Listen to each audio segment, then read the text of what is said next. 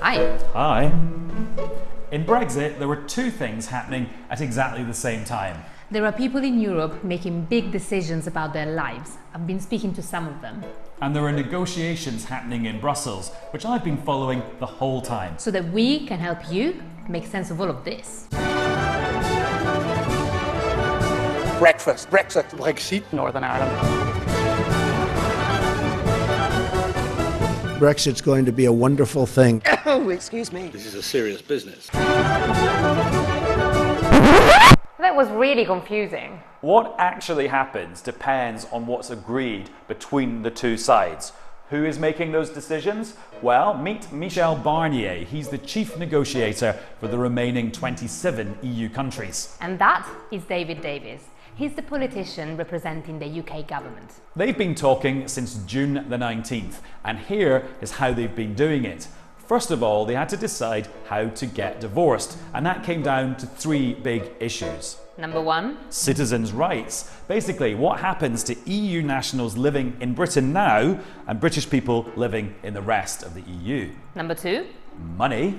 And number three, the border between Northern Ireland and the Republic of Ireland. Citizens' rights is really worrying for some people. I've spoken to those who are already making life-changing decisions since the referendum vote. Listen to this. We no longer feel welcome, and whatever ends up happening with the negotiations, you can't take that back. The damage is done. I personally was stopped in front of Waterloo Station by an elderly gentleman who was offended that I was speaking Bulgarian on the phone. He whacked me with his walking stick on the ankle and continued on.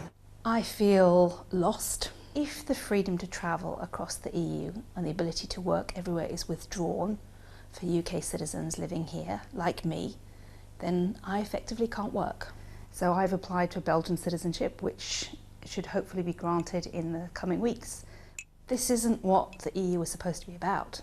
I've been living in limbo for the past 18 months. We have decided, me and my British husband, to leave the UK and move to the Netherlands. We built our home here.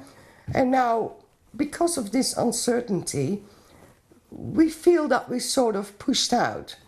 I leave my friends and family over here and the love of this country, which is gone. The UK says they can apply for something called settled status, which basically means if you're in Britain now, you can probably stay in Britain.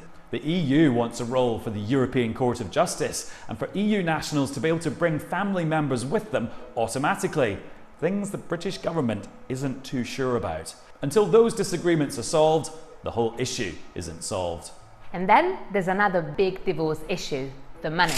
And that's money that the EU wants from the UK. Okay, this is what Theresa May has said about this so far. The UK will honour commitments we have made during the period of our membership. I do not want our partners to fear that they will need to pay more or receive less over the remainder of the current budget plan as a result of our decision to leave.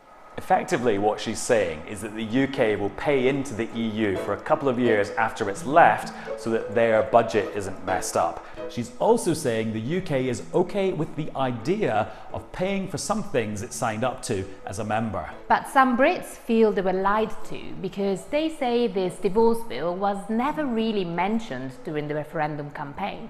I voted for Brexit and I didn't expect there to be a massive divorce bill, and it makes me feel quite angry that the European Union are trying to foist this quite unreasonable sum on the British taxpayer and the British voter. Well, Archie, I think the EU would argue the UK has made promises it's got to live up to. The UK would say, who pays a bill without checking whether they're being diddled or not? Oh, by the way, Sofia, we might not even get a final number until the very end of all of this.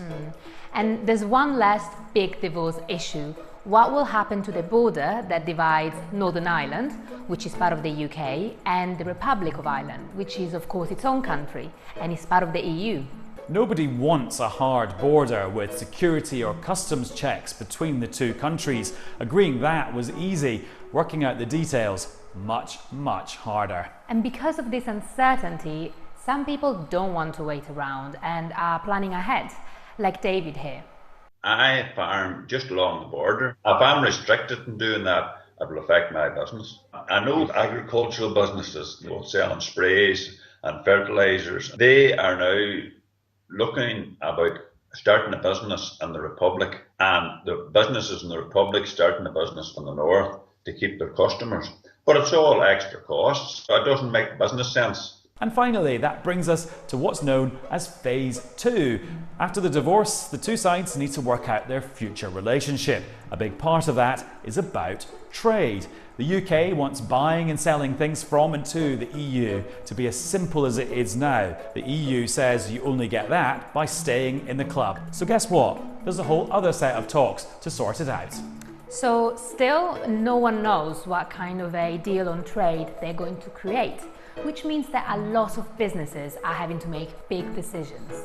Since the referendum, Brexit has caused many uncertainties within our company. We've had to look at making our facilities to produce the food and drink items away from Europe and in the UK, because producing in Europe is going to become a lot more expensive as soon as Brexit occurs. So when will Bobby know what's going to happen? Well, there's probably going to be a period of a couple of years where things stay roughly the same to give business time to adjust. And what about all the other people I spoke to? When will everyone know for sure? October 2018. That's when they want the deal to be done so it can be voted on by the European Parliament and the UK Parliament. And of course, there's a chance they might not even get a deal at all. That's a whole other video.